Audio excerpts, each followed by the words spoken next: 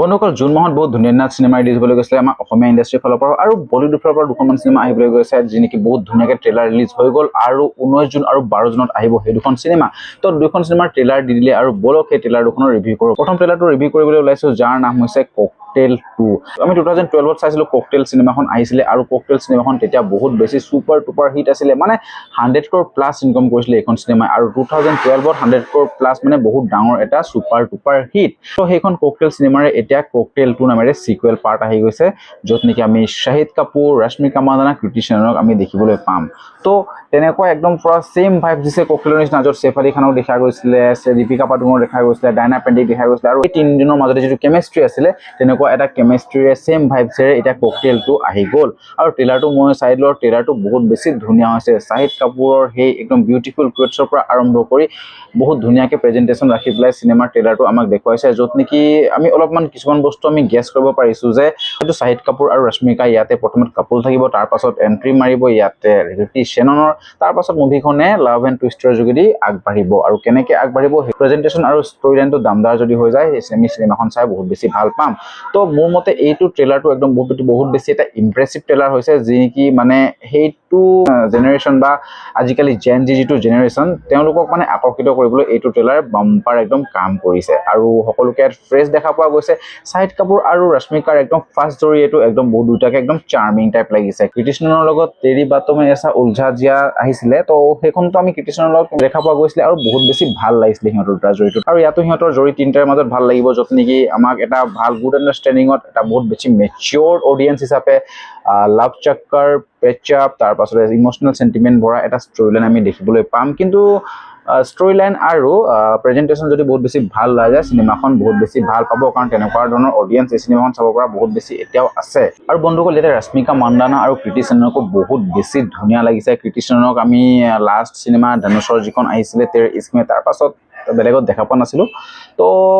ভাল লাগিছে দেখি পেলাই ডাইলগ ডেলিভাৰীবোৰ বহুত বেছি ডিপ আৰু বহুত বেছি মজা এতিয়া কৃতি শ্বেননৰ এটা ডাইলগ আছে যে প্ৰত্যেকটো বস্তুৰ এক্সপায়াৰি ডেট থাকে আৰু যেতিয়া এক্সপায়াৰি ডেট পাৰ হৈ যায় তেতিয়া দৰবো বিষ হৈ যায় অ' মাই গড মইতো অসমীয়াত কৈ দিছোঁ হিন্দীত আপোনালোকে শুনি ল'ব মোৰ হিন্দীটো অকণমান গৰ্বৰ হৈ যায় ট্ৰেইলাৰটো চালে নাই একদম জনাব আৰু কেনেকুৱা হৈছে কমেণ্ট কৰিবলৈ একদম নাপাহৰিব তো নেক্সট আহি গ'ল এটা ট্ৰেইলাৰৰ বিষয়ে কথা পাতিম যাৰ নাম হৈছে ভাৰত ভাগ্য বিধাতা ষ্টাৰিং কংগনা ৰানাৱট আৰু বহুত বেছি ধুনীয়া আউটষ্টেণ্ডিং এটা ট্ৰেইলাৰ আহিছে চিনেমাখন ৰিলিজ হ'ব 12 জুনত ঠিক আছে কিন্তু 12 জুনত চুপা চুপি ৰিলিজ হ'বৰ কাৰণে মই এখন চিনেমা ছেকেণ্ড টাইম চাম মানে ছেকেণ্ড শ্ব' চাম ফাৰ্ষ্ট শ্ব' সেইখন চাম তো ট্ৰেইলাৰটোৰ বিষয়ে অকণমান কথা পাতোঁ মানে ট্ৰেইলাৰটো এটা থ্ৰিলিং ট্ৰেইলাৰ দি দিছে ইয়াতে 26/11 যিটো মানে এটেক হৈছিলে মুম্বাই তাজ এটেক সেইটো ৰিলেটেডে হয় এখন চিনেমা একদম ট্ৰু ইনচিডেণ্টৰ ওপৰত বেছড আছে আৰু তেতিয়া এইটো কামা হস্পিটেল মুম্বাইৰ তাতো এটা এটেক হৈছিলে টেৰৰিষ্ট এটেক আৰু সেই এটেকত কেনেকৈ মানে 400ৰো অধিক প্ৰাণ সেই নাৰ্ছে বচাবলৈ সক্ষম হৈছিলে তাৰ ওপৰত চিনেমাৰ ষ্টৰিটো বেছড আছে আমিতো হিৰোৰ বহুত কাহিনী শুনিছোঁ হয়নে এইবাৰ শুনিম নাৰ্ছৰ হিৰো কাহিনী ঠিক আছে মানে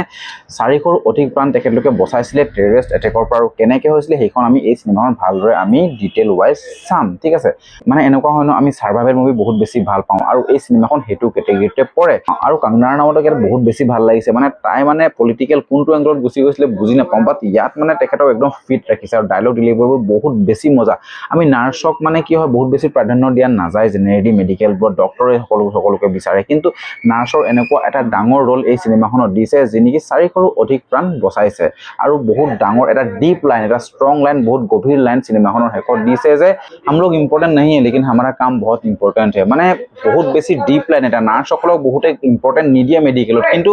নাৰ্ছেহে গোটেই কামখিনি কৰে মানে গোটেই ৰাতি তেওঁলোকে চোৱা মেলা চিকিৎসাৰ বহুত প্ৰয়োজনীয় ডক্টৰটো 2-3 মিনিটত আহি পেলাই চাই পেলাই গুচি যায় কিন্তু নাৰ্ছসকলে চোৱা চিতা যিটো হেল্প কৰে তেখেতৰ সেইটো মহান কামক চেলিউট মানে এই বস্তুটো এটা সেই ডাইলগ ডেলিভাৰীটোত বুজাইছে বহুত বেছি এটা ভাল মেছেজো দিছে এই ডাইলগটোত আৰু মই ভাবোঁ এইখন চিনেমা আমি প্ৰত্যেকেই চাব লাগে যিহেতু আমি 26/11 যিটো তাজ এটেক হৈছিলে মুম্বাই তাজ এটেকৰ বিষয়ে বহুতে জানো কিন্তু কামা হস্পিটেল মুম্বাইত যিটো এটেক হৈছিলে টেৰৰিষ্ট এটেক সেই একেদিনাই আমি সেই কথাখিনি বহুতে নাজানো আৰু ময়ো এই কথাষাৰ নাজানিছিলোঁ কিন্তু চিনেমাখনে মোক সেইটো ৰিমাইণ্ড দিলে আৰু এইখন এখন হিষ্টৰিকেল থ্ৰিলাৰ হ'বলৈ গৈ আছে যি নেকি 12 জুনত ৰিলিজ হ'ব আপোনালোকে যদি ট্ৰেইলাৰটো চালে জনাবলৈ একদম নাপাহৰিব যে আপোনালোকে ট্ৰেইলাৰটো কেনেকুৱা পালে আৰু চিনেমাখনৰ কাৰণে কিমান আগ্ৰহী আপোনালোকে কৈ দিব আৰু যদি আপোনালোকে মোৰ ভিডিঅ'কেইটা ভাল পাইছে তেনেহ'লে লাইক কমেণ্ট শ্বেয়াৰ কৰি ছাবস্ক্ৰাইব কৰি নাপাহৰিব আৰু যদি ফেচবুকৰ পৰা চাই আছে তেনেহ'লে ফ'ল'টো কৰি দিব গাইজ বহুত বেছি এটা মানে